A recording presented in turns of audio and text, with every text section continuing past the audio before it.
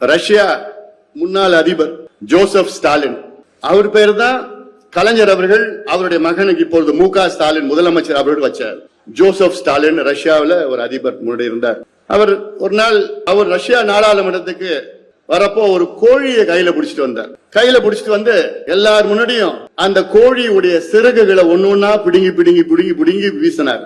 கடைசியில அந்த கோழி சிறகு இல்லாம அந்த கோழி உயிரோட அப்படியே உயிருக்கு ஊசல் ஆடிட்டு இருந்து அந்த கோழிய முன்னாடி தூக்கி போட்டார். தூக்கி போட்டுட்டு அப்படியே எல்லாம் ஆச்சரியமா பார்த்தாங்க நாடாளுமன்றத்துல. என்னடா அது கோழி இவர் எடுத்து வந்து சிறகெல்லாம் பிடுங்கிட்டு அது கோழி பாவமான நிலையில உயிருக்கு ஊசலாடி நிலையில கீழே போட்டார். அதன் பிறகு என்ன பண்ணார், அவர் பாக்கெட்ல இருந்து தானியத்தை எடுத்தார். அதை கோழியை சுத்தி போட்டார். அந்த கோழி அந்த நேரத்திலயும் அந்த தானியத்தை போய் சாப்பிடுது. அதன் பிறகு என்ன பண்ணார், அந்த தானியத்தை அவரை நோக்கி போட்டார். அந்த கோழி என்ன பண்ணிச்சு, துள்ளி குதிச்சு குதிச்சு அந்த தானியத்தை சாப்பிட்டு இவரை நோக்கி வருது. அப்ப சொன்னாரு, இதுல இருந்து நீங்க என்ன கத்துக்கிட்டீங்க?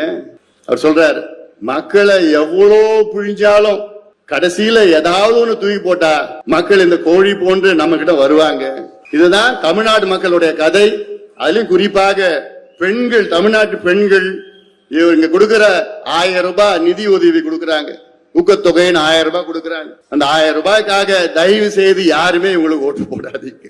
ஏன்னா முதலமைச்சர் அவர்கள் உங்களை பற்றி, பெண்களை பற்றி எந்த கவலையோ எந்த அக்கறையும் இல்லை அவருக்கு. காரணம் அவருக்கு எதுவும் தெரியல, என்ன நடக்குதுன்னே தெரியல, நடக்குதுன்னே தெரியல அவருக்கு. 1000 ரூபாய் இந்த கையில கொடுத்து இந்த கையில கொள்ள அடிச்சுட்டு போயிட்டு இருக்காங்க. எங்க போகுது 1000 ரூபாய்? டாஸ்மார்க் கடைக்கு போகுது. தெருவா டாஸ்மார்க் கடைக்கு போகுது.